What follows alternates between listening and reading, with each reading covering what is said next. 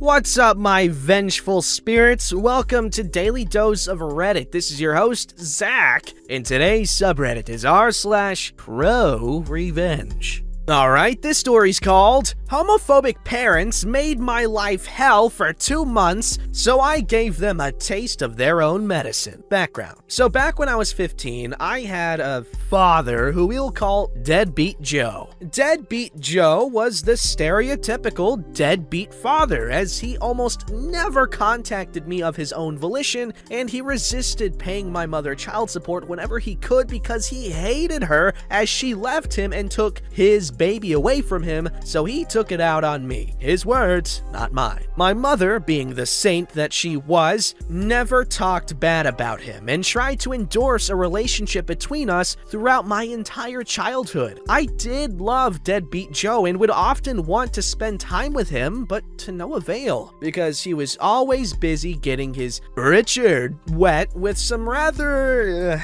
questionable women. So I was basically forgotten about by him until the few occasions when he realized he remembered that he did have an older son. Because of that, I was raised by my mother and my stepfather, who I call Dad. They really loved and still do love me, and they worked their asses off to make sure that I was well cared and provided for. Unfortunately, me and my family had to move away to another state when I was 12, which meant that my parents ended up buying a house, which we moved into. Now, something to mention, up to this point, we were very poor, and my parents ended up buying a house after getting a great deal for it. However, the house was and is very poor quality, and my parents didn't know that, so we ended up basically getting scammed. My mother lost her job, and over time, we ended up becoming so poor that we ended up having to rely on food banks to supply us with the food necessary to survive. Luckily, or rather unluckily, Deadbeat Joe and his new wife, who we'll call Chris, said that they'd take me in and that they had a good, decent quality of life, which my parents bought because, to my mother,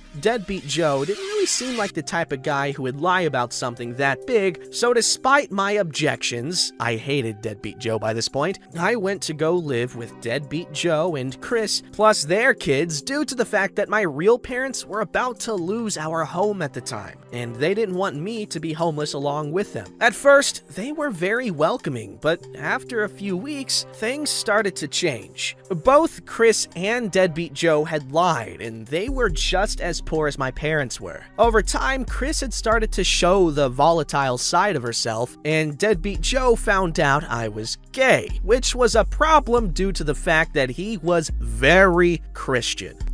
I mean, apparently not a very good Christian. They both really hated how I was lugabutta despite claiming otherwise, as Deadbeat Joe felt that I needed mental help because he felt that being gay was an illness. They tried to force me to confirm to their beliefs that being gay was wrong, but I refused, which made them very angry. Chris also ended up just being horrible and manipulative to me on a regular basis, as she would do things like set up a schedule for when us kids could do certain things, refuse to let me go to school for no good reason, threaten to isolate me from her entire family if I didn't do what she wanted me to, etc. Due to all of this, it caused me a lot of stress and anxiety over the 2 months I stayed there, and I would cry a lot in the corner of my room, wishing that the fuses that kept breaking would set the house on fire and take me with it.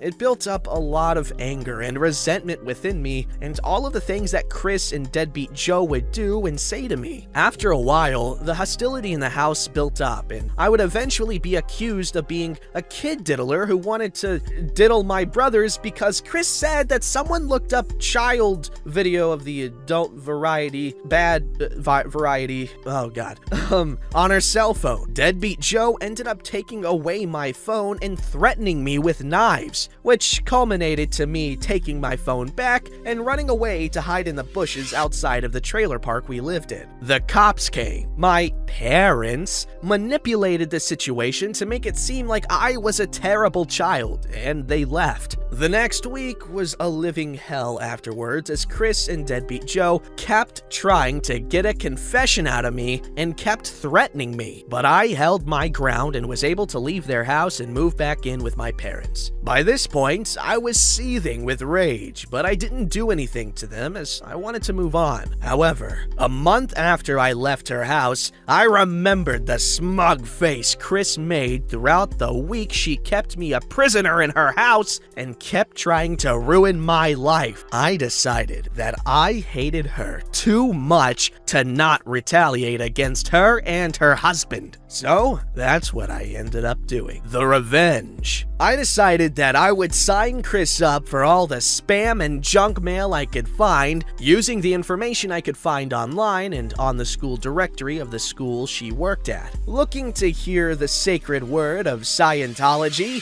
Click. Want to hear about our crappy products that will fall apart after one use? Click. Want to see some hot, sexy women get it on with each other? Click, click, click! Next, I decided to send Chris's family some recordings I took of some of the things that she would say to me. During my stay at Chris's house, I had recorded the things that she was saying to me, so I had evidence to show my parents that she was abusing me. I ended up sending those recordings to all of her close friends and family before blocking them. They were very bad, so it wouldn't have surprised me if some of them ended up distancing themselves from her after listening to it. Lastly, I decided that I would continue to make Deadbeat Joe pay my mother for what he owed her in child support. I was originally going to ask my real dad to adopt me, but after learning of how much money Deadbeat Joe had to send my mother, around $1,200 per month, whoa, that's like some people's entire income. I did the math and concluded, out of spite, that I would let my mother keep on milking him for what he was worth until I turned 18. Okay, so I'm pretty sure alimony stops when the lady gets married again. But does that work with child support too? I don't know. It's gonna be quite a bit of time before I become an adult too, as I currently am 16. So by the time I have turned 18, Deadbeat Joe will have to legally pay my mother $25,000 over the next few years of my life, which is definitely not something to sniff at. Really? Oh God.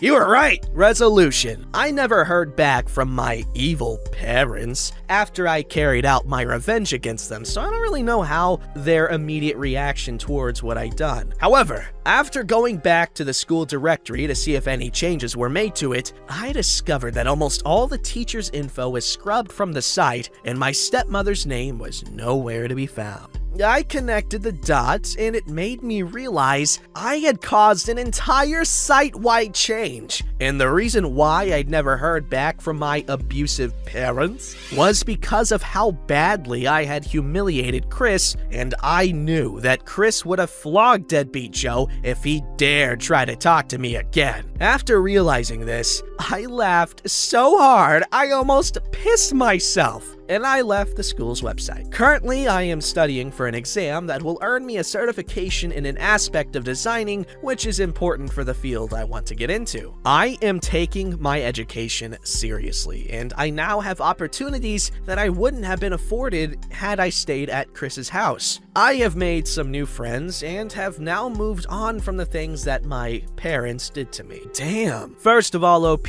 good job at staying strong. That could not have been a very nice environment to live in for even 2 months. And 2 months is not a short amount of time. Oh my gosh. Well, all I can say is, I'm glad that you have parents that actually do love and appreciate you, as that is incredibly important, in case you couldn't tell. So yeah, I'm happy for you, man. Good job. Alrighty, this story's called I Can't Be Hired Directly. You don't get my system. So, my backstory. It's crooked. I had scoliosis. I'm joking. I didn't.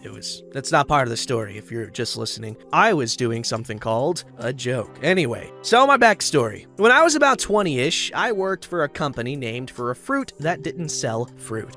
Is it Pearphone? Actually, I worked for a primary supplier for them who was doing the repair division in a new location. Cast. myself, me, supervisor, lead. So I started in a smaller position and quickly moved up to repair evaluations. Basically, if the thing worked when we got it but not after the repair, I need to find out why and correct it. Management had to manually search every device in an Excel sheet every day to find the devices I worked on. I took it on myself to design and implement an automatic system, given I was a temp at the time. They extended my employment with the promise of a direct hire due to this design. It worked flawlessly for close to 2 years. Right around the time I was due to figure out if I was being brought up or not, Lead starts playing around and avoiding the situation. I contacted Lead multiple times a week for the next month with little to no reply. I spoke with the super after the Lead started ignoring me and not replying. I was getting desperate at this time to know whether I needed to look for new work soon or if I would have a great job for the years to come. Finally, I had enough. I rebuilt the system I designed with a kill switch, so to speak, and hid it in the system. I emailed this new system to the managers asking Lead and supervisor. They all like the new update and praise my ingenuity. I let them know that I was the only one who knew how to design and operate this, but would love to be brought up to permanent so I could train someone else if I were to take vacations or something of the like. This was ignored. Finally, my last week was here and I reminded Lead and super I haven't been moved to permanent status. I don't have a replacement for this position, to which I received the usual, "It's not that hard. We know the system and anyone can do it." So my last day, they have me start building out my last report and to close out my email and file system. The kill switch was the part that was wiped in the device reset before I was allowed to collect my last check. This wipe is to ensure I haven't linked my provided computer to an outside source, I guess. Never quite knew exactly why. They wiped my computer, took my badge, and ensured I wasn't sneaking any devices out, and wished me well. Fast forward a few days when Super calls me asking why the file system isn't working after I left. I reminded him that it was built on my company-provided device and I hadn't been allowed to teach anyone else the system before I left. The silence as the wheels clicked in place was like hearing heaven itself. He immediately hung up and called back asking me to come back full-time with benefits immediately. I had already taken a new job, interviewed the day before, and accepted the position on the spot. The money was way better and was to start the next week. I told Super to shut. I'm just kidding. His offer had to beat my new hourly rate and effective the next day or no dice. He never called back, and from friends who will work there, that system has never been fixed, and nobody can figure it out enough to reverse engineer it. That was close to 12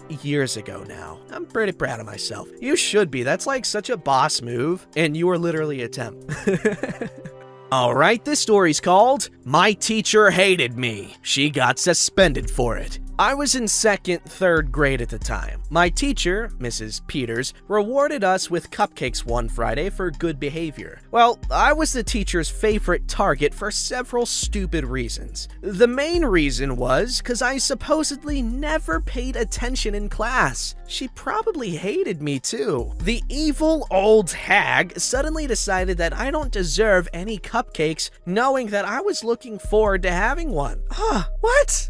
That's actually messed up, dude. She also knew that I was on my best behavior, but for whatever reason, she changed her mind at the last minute. She sent me away from the table where everyone's seated and had me sit by the door. I cried my eyes out, and she loved it. What is wrong with this woman? What? She was enjoying my suffering. She had encouraged all my classmates to look at the injustice she caused, and they all laughed at me. She decided to be a mean word, B word, by purposely including cookies as a treat with those cupcakes. She made sure I watched everyone enjoy their undeserved goodies while I sat there in misery. Anyway, she decided to be petty and punish me even more for being bullied by her. She didn't allow me to go to first recess. So I sat there, hating my life, and two classmates named Matthew and Jared decided to sneak back into class and each stole a cupcake before running back outside. By the time Mrs. Peters came back from her coffee pot, she noticed that two cupcakes were missing. Guess who she blamed? Your one and only. Okay, I mean, I'm not saying she did anything good here, but like, I mean, you were framed. You can't 100% blame her for thinking it was you, but she could have listened. She could have heard you out. Anyway, what did she do? She grabbed my face, impaled my skin with her filthy nails, and grabbed my tongue with her other hand and forced my mouth wide open. I called for help. I couldn't run. No one came to help. All because I was labeled as a problem child, so my cries were ignored. She finally let me go when she saw that there were obviously no signs of me eating any cupcakes at all. Not a single crumb. She decided to call my parents for my bad behavior. They picked me up. I told them what happened to me. They didn't believe me until they checked my face. Oh my. I don't remember what happened after that, but what I do remember is that Matthew and Jared got in trouble for the assault they caused. Thank you, Michael and Matthew and Jared's parents. They were an emotional wreck for a long time. They didn't want to be near me. As for Mrs. Peters, she was gone for several months, and I only saw her during the last week of school. I don't know how she was disciplined for all the crap that she did to me. She was a different woman toward me. She was way too nice to me. Way too nice to everyone. I didn't trust her at all, and I never ever saw her again after that. That old hag might be already dead. Good riddance. Edits. Matthew and Jared had got me in trouble several times before because it was apparently funny how the teacher bullied me. They witnessed the teacher drag me into a timeout chair once. She didn't leave any marks. They weren't innocent at all. In fact, they laughed when the teacher laid her hands on me in separate incidents. They didn't witness the said assault in the story. I just hope they know better now. Abuse is not funny. That's just severely messed up. Like, I can understand if it was middle schoolers, like, ugh, those guys suck. I'm just kidding. They're like my prime customer base. They will buy so much oregano. I don't know why. I just carry it in little baggies, and they're like, and I'm like trying to sell it because oregano's good, and they're like, oh, what's some? And it's good oregano, so I sell them like a few grams of oregano for like $30. Dude, the profit margins are insane. So I can't trash talk middle schoolers too much. They seem to have a passion. Every middle schooler seems to have a shared passion for Italian seasonings. So yeah. But anyway, OP, I am so sorry you had to go through that. And I hope you don't hold it against every other teacher because, as you know, teachers are great. I mean, I hope you have learned and seen that after this. You know what I'm saying? Okay, moving on. Wait, no, that's the last story. Don't forget to like, subscribe, and hit that bell to never miss an episode.